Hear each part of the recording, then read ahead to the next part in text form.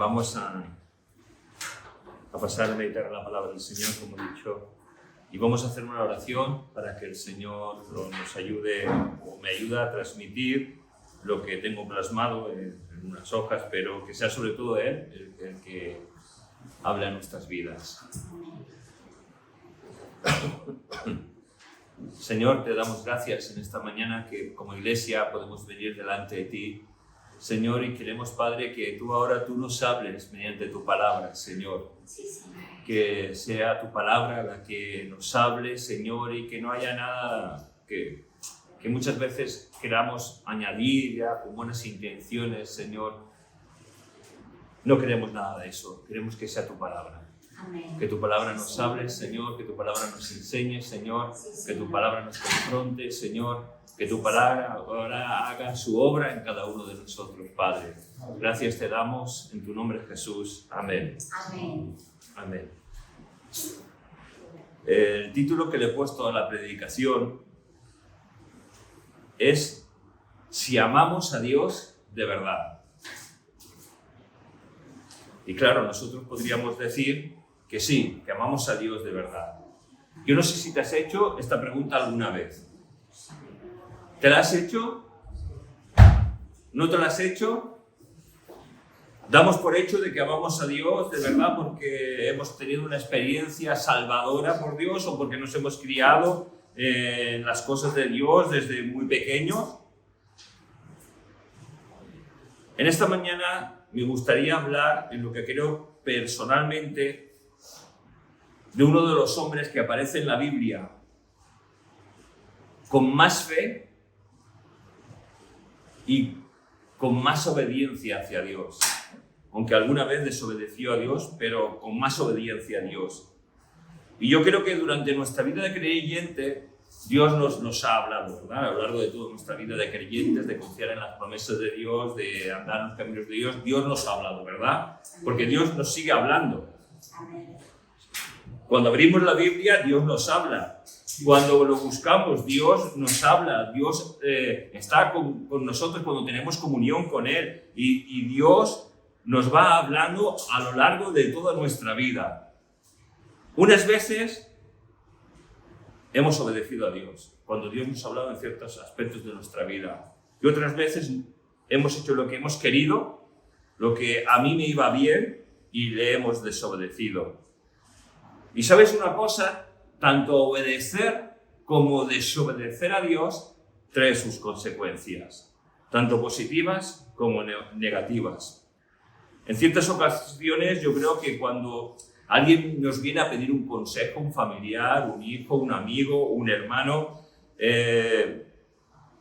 muchas veces hablando con esa persona, no sé si te ha pasado a ti, que la persona que te pide ese consejo es como que muchas veces le gustaría, cuando está hablando contigo, cuando estamos tratando el uno y el otro, de nuestros pareceres, de lo que él necesita y pide ese consejo, parece como que esa persona quiere que le digas lo que ella quiere oír.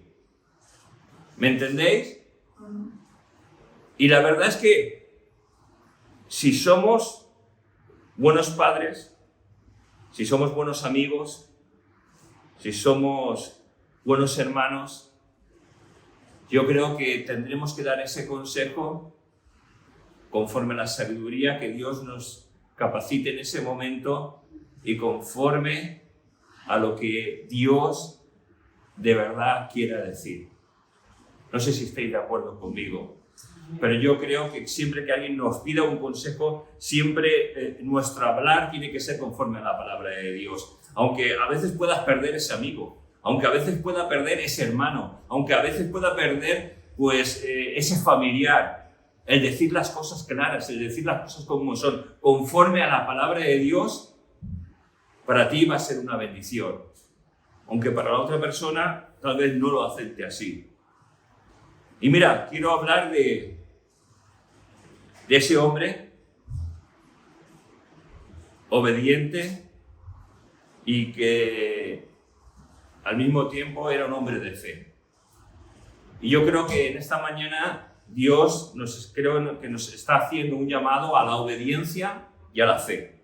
Y si me queréis acompañar, vamos al libro de los principios, vamos al libro del Génesis, al capítulo 22, y vamos a leer los versículos del 1 al 14. Es un personaje muy conocido por los que leemos la palabra de Dios, por los que leemos la Biblia, tal vez por los que hemos visto alguna película como la Biblia o así, pero vamos a ello. Génesis capítulo 22, versículos del 1 al 14. Dice así: Aconteció después de estas cosas que probó Dios a Abraham y le dijo: Abraham, y él respondió: heme aquí. Y dijo: toma ahora tu hijo, tu único, Isaac, a quien amas, y vete a la tierra de Moriah, y ofrécelo allí en holocausto sobre uno de los montes que yo te diré. Y Abraham se levantó muy de mañana, y enalbardó su asno, y tomó consigo 2 siervos suyos, y a Isaac su hijo, y cortó leña para el holocausto, y se levantó y fue al lugar que Dios le dijo. Al tercer día alzó Abraham sus ojos y vio el lugar de lejos. Entonces dijo Abraham a sus siervos: esperad aquí con el asno, y yo y el muchacho iremos hasta allí y adoraremos y volveremos a vosotros. Y tomó Abraham la leña del holocausto y la puso sobre Isaac su hijo. Y él tomó en su mano el fuego y el cuchillo, y fueron ambos juntos. Entonces habló Isaac a Abraham su padre y dijo: Padre mío. Y él respondió: heme aquí, hijo, mi hijo.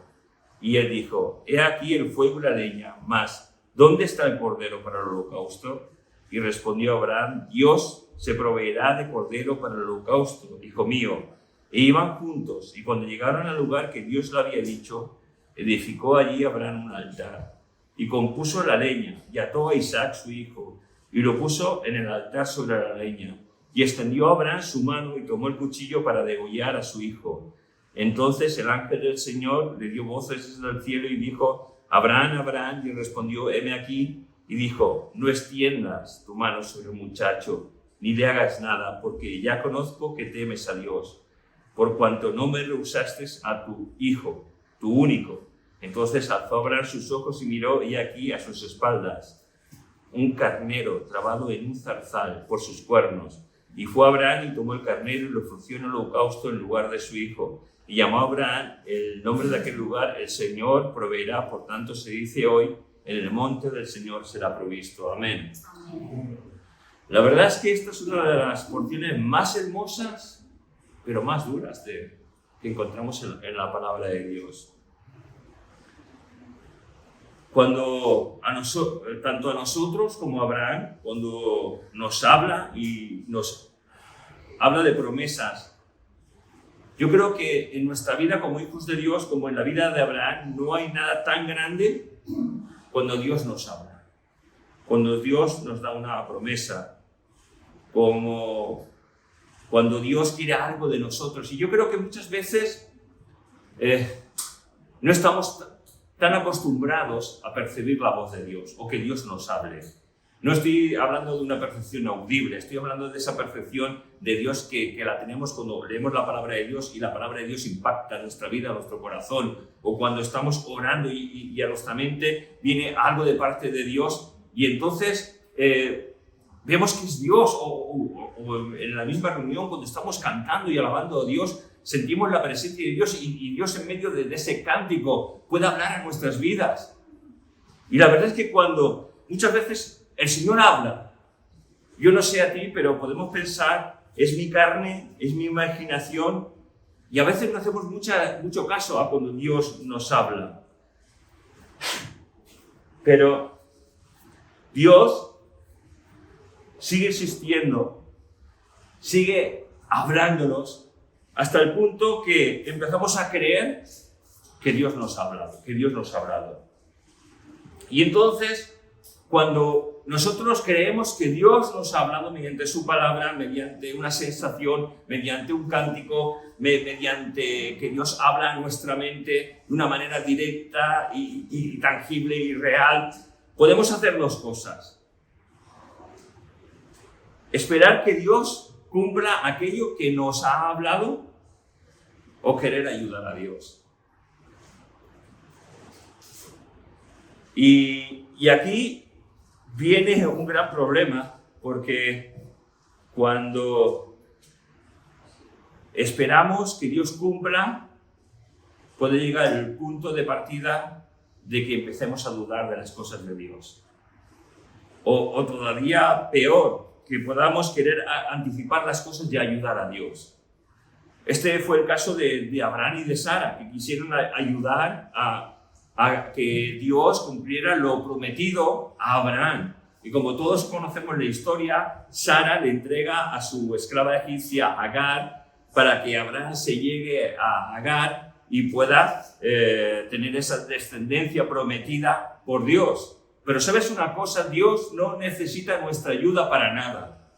Dios no necesitaba eso. Fijaos que de ahí, de la simiente de Abraham, salen dos naciones.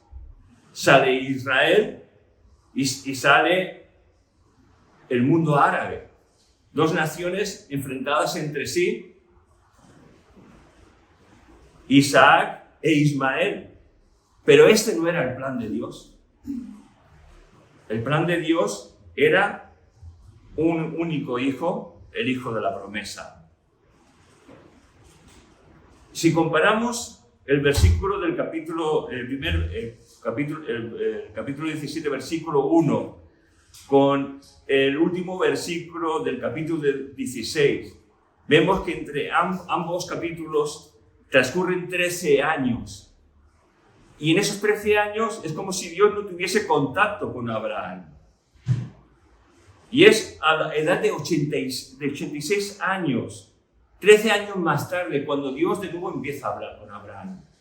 Parece como que si en esos 13 años de haber metido la pata, la relación de Dios con Abraham se hubiese parado. Es como decir, has hecho lo que has querido, sigue haciéndolo. Sigue haciéndolo. Pero ¿sabes una cosa? Abraham seguía haciendo su vida, pero su relación con Dios fue interrumpida. Muchas veces nosotros creemos que la gracia es dada en el Nuevo Testamento, pero la gracia está desde la caída de Adán hasta la crucifixión de Jesucristo. La gracia ha existido siempre. Y la gracia de Dios, de nuevo a los 13 años, empieza a manifestarse. Y la verdad es que cuando uno deja de percibir, de sentir que Dios nos habla, de sentirnos como tal vez abandonados, como que no sé, yo no sé si te ha pasado alguna vez.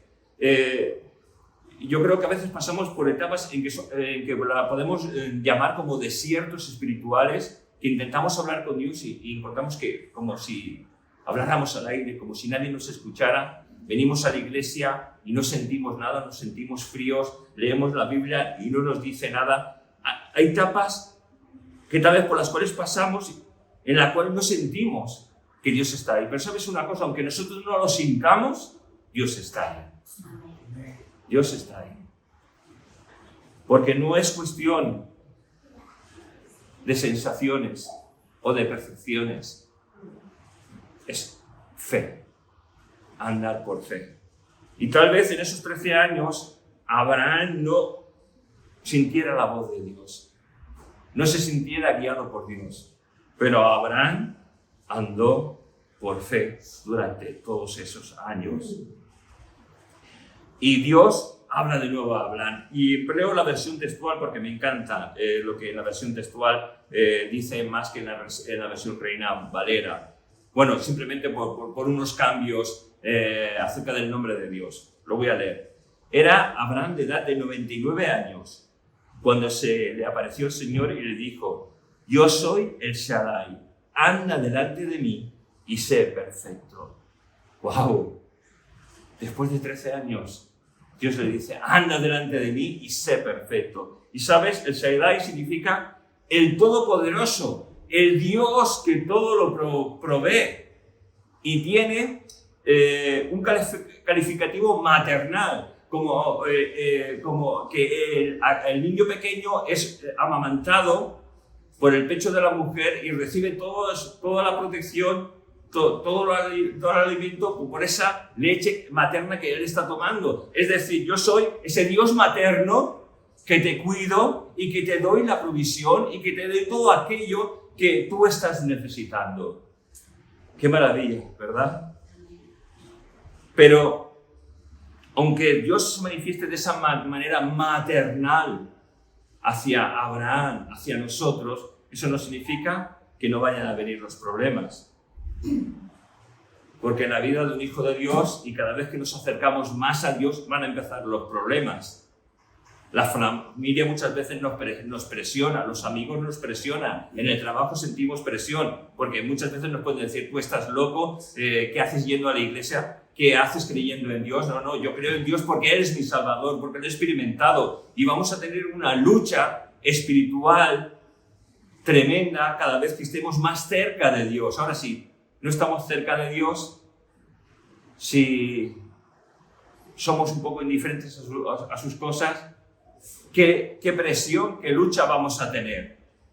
Y al mismo tiempo la palabra de Dios nos dice que no tenemos lucha contra sangre ni carne, sino contra potestades, contra huestes, contra un mundo espiritual que está a nuestro alrededor, que utiliza sus propios medios para desmotivarnos, para abatirnos y para dejar que nos alejemos de las cosas de Dios. Y entonces aquí empieza una guerra espiritual, también en la vida de Abraham, en la que Agar empieza a menospreciar a Sara y Ismael empieza a menospreciar al hijo de la promesa, a Isaac. Y aquí ocurre un gran problema. Por la mente de Sara pasa que los eche, que los expulse, que los tire de donde están. Y Abraham, como hombre, y como tú pensarías, estoy seguro, ¿cómo voy a echar yo a un hijo mío? ¿Cómo voy a echar yo a esa mujer? ¿De qué van a vivir? Pero, ¿sabes? Dios vuelve a salir al encuentro de Abraham. Haz caso a Sara. Haz caso a Sara. Y Abraham hace caso a Sara y echa a Agar y a Ismael, les da un pan y un odre con agua para que se mantengan por el desierto. Y la verdad es que con pan y con un odre tal vez grande de agua, andar por el desierto no da para muchos días. Pero, ¿sabes? Dios iba a proteger a Agar y a Ismael. Porque Dios se encarga de aquellos que Él quiera, igual que se estaba encargando de la vida. Porque este iba a ser un gran conflicto en la familia de Abraham. Ayudar a Dios. Qué gran problema. Fijaos las consecuencias que trae el querer ayudar a Dios. ¿De qué manera metemos la pata muchas veces tú y yo? Y ahora, llegados a este punto, os voy a hacer una pregunta que vais a contestar a vosotros mismos. ¿Queremos saber si amamos a Dios con todo nuestro ser? ¿Quieres saberlo? ¿Quiero saberlo? Pues no sé, no estoy muy seguro yo. Yo no sé tú. Podemos decir, claro que lo amamos. Pero fíjate, cuando Jesús habla con Pedro, y sabéis que en el griego ciertas palabras tienen muchas variantes, ¿no? No es como en nuestro lenguaje, el español, que una palabra significa lo que esa palabra dice. Y cuando Pedro le dice, cuando Jesús le dice a Pedro, Pedro, ¿me amas? ¿Os acordáis de aquella porción en la que 3 veces Jesús le dice, Pedro, ¿me amas? Claro, en las 2 primeras veces Jesús le dice a Pedro, Pedro, ¿me agapas? Es decir, ¿me amas? Y claro, esa palabra griega es una palabra profunda porque está hablando del amor de Dios, de un amor incondicional, de un amor que excede a todo el amor de Dios.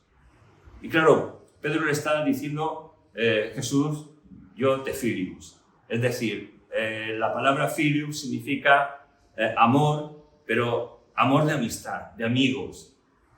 Y Jesús en la segunda vez le dice, Pedro, ¿me agapas? Y Pedro vuelve a decirle, Señor, te filius.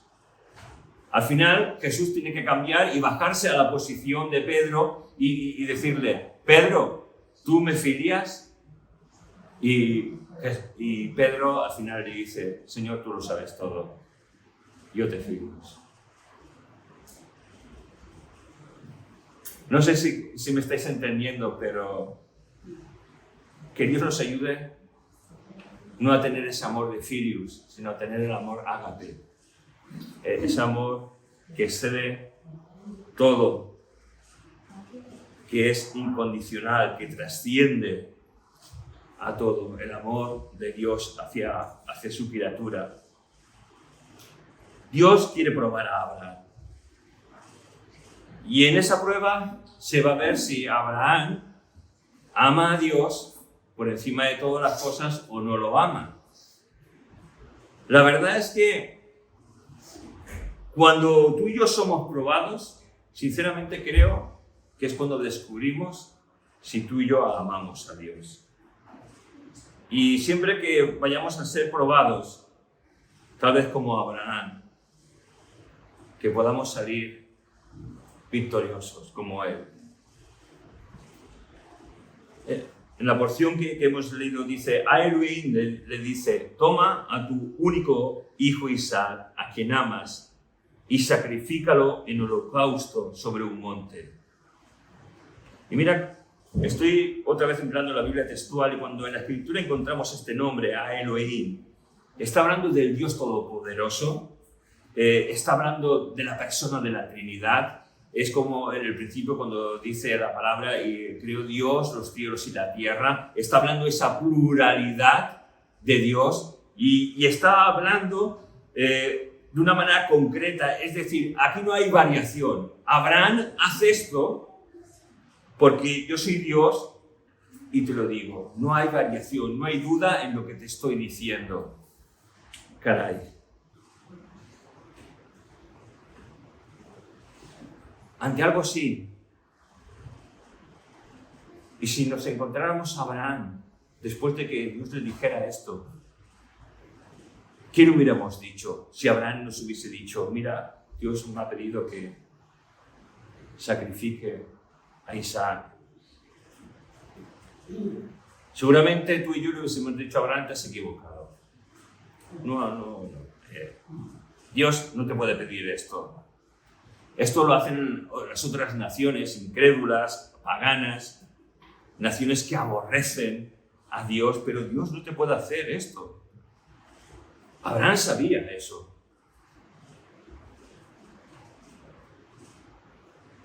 Pero Abraham sabía que Dios era un Dios de vida y no de muerte. Un Dios de vida y no de oscuridad. ¿Nos cuestionaríamos nosotros lo que Dios nos dice?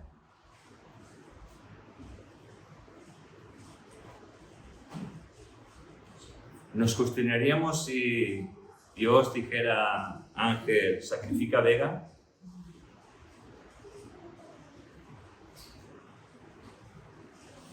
Si Dios dijera, Edwin, sacrifica a Jean Paul?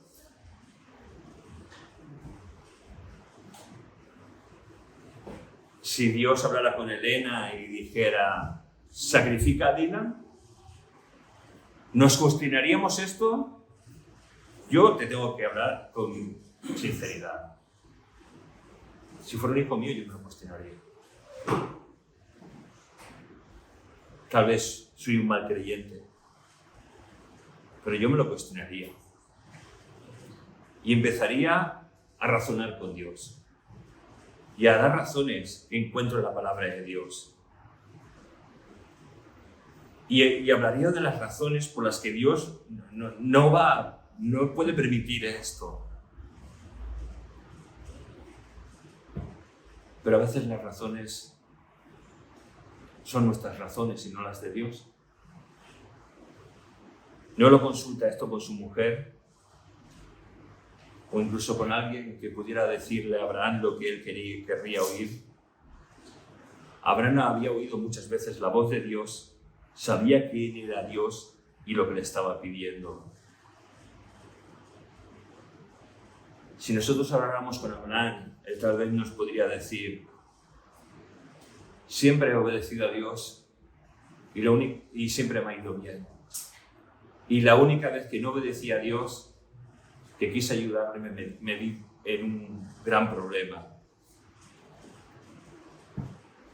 Sabes, en Abraham no hay objeción, tan solo hay obediencia. Que Dios nos ayude, ¿verdad? Porque creo que la iglesia del siglo XXI es una iglesia que necesita obedecer a Dios, que necesita creer a Dios.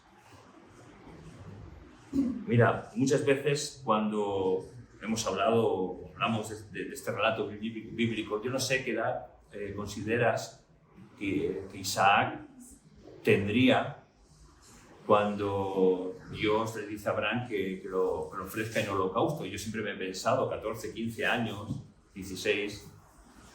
No sé tú o si te has cuestionado esto alguna vez, porque claro, a un joven de 15, 16, 17 años lo puedes dominar a la edad de Abraham y atarlo y ofrecerlo como un holocausto. Más mayor, pues aún puede escaparse. Pero la verdad es que, haciendo números, más o menos, en el capítulo 23, capítulo 1, nos dice que Sara muere con 127 años. Y que cuando fue engendrado Isaac, en Génesis 17, nos dice que Sara tenía 90 años. Yo no voy a hacer la resta, pero sí que creo que tendría aproximadamente sobre unos 30 años. 30 años. 5 abajo, 5 arriba. Pero tenía aproximadamente esa edad. ¿No os llama la atención la obediencia de Isaac? La sumisión de Isaac. Y en todo esto yo creo que hay una relación con lo que Dios hizo enviando a Jesús, a su Hijo amado, a morir por nuestros pecados, a morir por nuestra maldad, para que hoy tuviéramos esperanza y pudiéramos tener una relación plena con el Padre. Nos dice la palabra que tardan 3 días en llegar. Y yo pienso, si yo fuera Abraham, yo no estaría muy hablador durante esos 3 días. Daría vueltas a este asunto, miraría a mi hijo, miraría a Isaac. Mi corazón se rompería en 1000 pedazos y volvería a pensar y a razonar y a hablar en mi mente con Dios para tener una respuesta satisfactoria, porque se estaba llegando al 3er día, al lugar en donde iba a ser sacrificado Isaac. Y la verdad es que pienso que a lo mejor en esos momentos el cielo guardaba silencio. Tal vez como lo guardó cuando Jesús iba a ser sacrificado en la cruz del Calvario. Y pienso que tal vez algo cambió en la vida de Abraham en esos 3 días. Porque le da una respuesta a sus criados. Dice: quedaos aquí, que yo y mi hijo iremos a adorar y volveremos. Entonces yo me pregunto: Abraham, ¿estás mintiendo? ¿Estás soltando un farol para que tus criados no te impidan hacer lo que quieres hacer? Creo que la fe de Abraham en esos 3 días creció de tal manera que creyó en ese Dios todopoderoso, que para él nada es imposible, y que si él sacrificaba a su hijo como un holocausto agradable a Dios, que Dios era capaz de resucitar de entre los muertos a Isaac.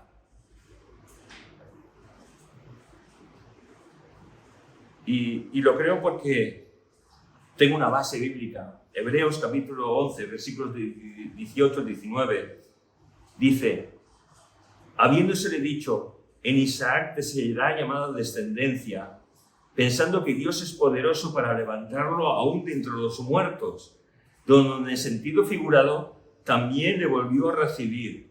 El que cree de todo corazón que volverá con Isaac no sabe lo que pasará, pero sabe que es el hijo de la promesa. Amén. Romanos capítulo 4, versículos 16 y 18, no sé si entendéis algo, pero yo digo amén. Por tanto, es por fe, para que sea por gracia, a fin que la promesa sea firme para toda su descendencia, no solamente para la que es de la ley, sino también para la que es de la fe de Abraham, el cual es padre de todos nosotros. Como está escrito: te he puesto por padre de muchas gentes delante de Dios, a quien creyó, el cual da vida a los muertos y llama a las cosas que no son como si fuesen. Él creyó en esperanza contra esperanza, para llegar a ser padre de muchas gentes, conforme a lo que se había dicho: así será tu descendencia. Amén. Creo que la fe de Abraham creció en esos 3 días, para creer que para Dios no hay nada imposible. Llega ese día, Isaac le dice a su padre: papá, ¿dónde están los troncos? El fuego lo tienen, los troncos, pero ¿dónde está el cordero? Y Abraham le dice: el Señor iré, el Señor proveerá para el cordero, para el holocausto. Y Abraham empieza a hacer un altar, coloca la madera y nos dice la palabra que empieza a atar a su hijo. Vamos, no hace falta ser muy inteligente para saber lo que va a pasar allí. Y vemos que Isaac no dice nada, que se deja hacer por su padre. Empieza a atar y lo pone sobre el altar, sobre los troncos, y toma el cuchillo para degollar a su hijo. ¿Os parece bien esto? ¿O os parece un poco fuerte? Un poco fuerte, ¿verdad? Pero vamos a ver lo siguiente, lo que nos dice la palabra. El ángel del Señor le llama y le dice: Abraham, Abraham. Y él respondió: heme aquí. Y dijo: no extiendas tu mano sobre el muchacho, ni le hagas nada, porque ya conozco que temes a Dios, por cuanto no me rehusaste tu hijo, tu único. Entonces alzó Abraham sus ojos y miró, y aquí a sus espaldas un carnero trabado en un zarzal por sus cuernos. Y fue Abraham y tomó el carnero, lo ofreció en holocausto en lugar de su hijo. Y llamó a Abraham el nombre de aquel lugar: el Señor proveerá. Por tanto se dice hoy: en el monte del Señor será provisto. Amén. Qué maravilla, ¿verdad? La fe de un padre fue probada. La fe de un hombre fue probada. La fe de un hombre y padre que confiaba en las promesas de Dios. La lealtad de un hijo y la obediencia fue probada, sin entender lo que allí pasaba. Si miramos la leña que iba a ser quemada, la leña mira hacia ese sacrificio en la cruz del Calvario. La lealtad del Hijo mira a la obediencia de Jesús al Padre, la sumisión de Jesús al Padre en todo, para que nosotros podamos vivir una vida de verdad en Cristo Jesús. Fíjate, muchos años después, ese monte donde se ofreció ese holocausto, se estableció la ciudad de Jerusalén. Y se dice que allí fue construido el templo de Salomón. Pero lo más importante de todo esto es que muchos años más allá fue sacrificado un cordero sin mancha por expiación de nuestros pecados, y que al 3er día fue resucitado de entre los muertos, haciendo la reconciliación entre Dios y los hombres. Qué importante es obedecer a Dios. Qué suerte tenemos de que Dios haya venido a nuestra vida. Qué suerte tenemos que la sangre del Cordero de Dios siga teniendo ese mismo efecto hoy para perdonar nuestros pecados y para hacernos sus hijos.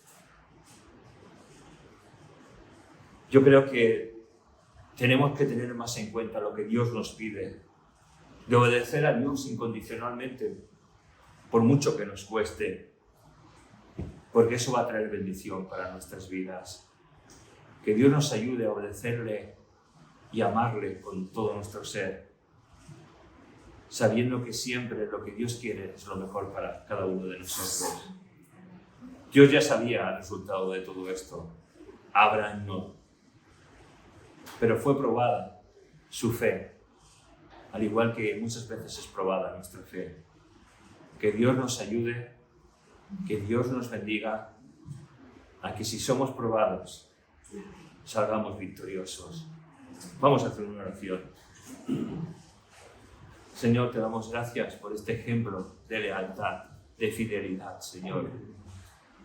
Te pedimos, Señor, que perdones nuestra incredulidad, nuestra desobediencia tantas veces, Señor. Perdónanos, Señor, y ayúdanos a obedecerte, Señor. Aún sin comprender, aún sin lógica alguna, Señor. Ayúdanos, Señor, a andar por fe. Gracias por Abraham, gracias por Isaac, Señor, por este ejemplo de obediencia y de sumisión, Señor, que tenemos en la palabra de Dios. Gracias te damos, ayúdanos, Señor, a vivir una vida que te honre, que te glorifique todos nuestros días. Gracias te damos, en tu nombre, Jesús.